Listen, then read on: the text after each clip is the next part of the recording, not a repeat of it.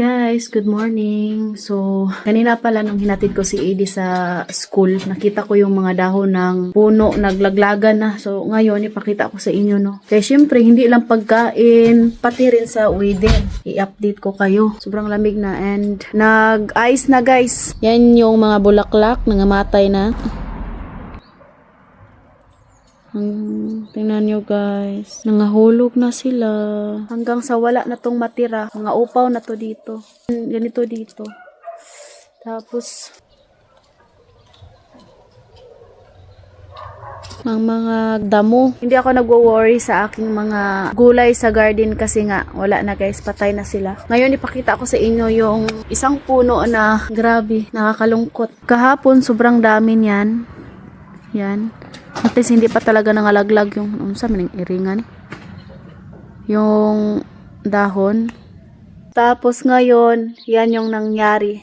Kasi unang araw ngayon na nag-frozen yung mga tubig. Dahil yan sa sobrang lamig.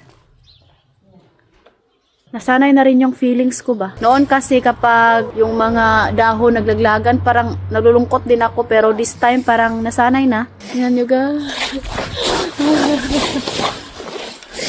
diba? So dito, kasi kahapon, ang sigla-sigla pa ng mga dahon. Ganito dito, walang damo, kahoy, lahat talaga, mga laglag. Walang damo na mabubuhay. Pero pagdating ng spring, tumutubo din to. Ayan. Mostly sa mga Romanian, yung anak nila is tig. Isa, dalawa, yan lang talaga. Mahirap din kasi yung weather dito sa Romania eh. Kapag sumasapit na yung taglamig, nakakasakit. Pero buti na nga lang sila si Edith tsaka si Katyusha ngayon parang na-adapt na rin nila yung weather ba. Thanks God. Yan talaga yung kahinaan. Yan yung reason kung bakit gustong gusto ko talagang umuwi noon ng Pilipinas. Mag-stay for good dahil sa weather. Pati si Habi ayaw niya rin ng weather dito sa Romania kapag taglamig. Maganda lang kasi dito kapag summer. Pero taglamig guys parang kaya ko. Si Edith kasi siya yung mahina sa lamig. Sensitive sa lamig. Silang dalawa ni Habi. Ayaw nilang lamig.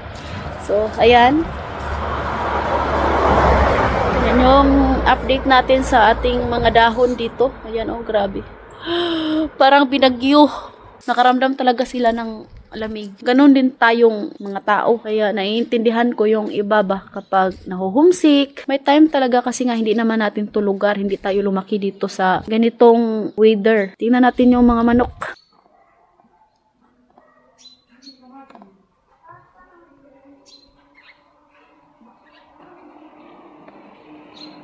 No worries naman kasi ang dami naming kahoy dito. Naka-prepare. Panty. Panty ni mama. Yan yung mga manok. Takbo naman sila. Kala may pagkain. Wala may pagkain. Pinakain na kayo ni mama kaninang umaga. Yung mga manok naman dito, nabubuhay pa rin yan sila kapag taglamig. Hindi ko kakayanin kapag yung buhok ko ay nakaipit kapag taglamig. Yung grips, ayan. Pero gustong-gusto ko talaga yung life ko dito sa Romania kasi nga peaceful ba. Walang nangingialam, mga biyanan lang. Yung mga kapitbahay dito, wala silang pakialam.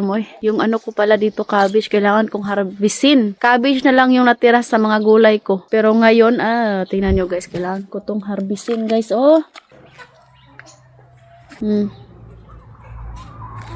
Ang aking alugbati, naluto sa lamig. Agay, pastilan. Meron ako ditong okra. Kunin natin to kay, pwede pa natin to matanim next year. Sayang.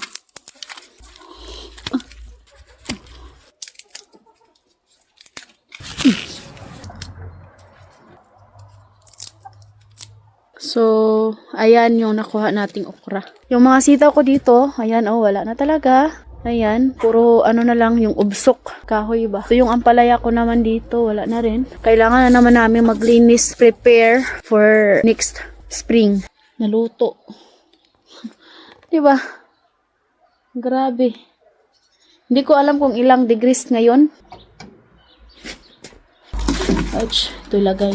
Maraming salamat sa inyong lahat sa panonood, sa pagsuporta sa aming mga vlog. Pati na rin sa mga nag-share. Kasi syempre, yung mga followers namin dyan, meron po tayong paayuda sa inyo. Paswertihay lang. Sharing is caring. So, God bless everyone. I love you all.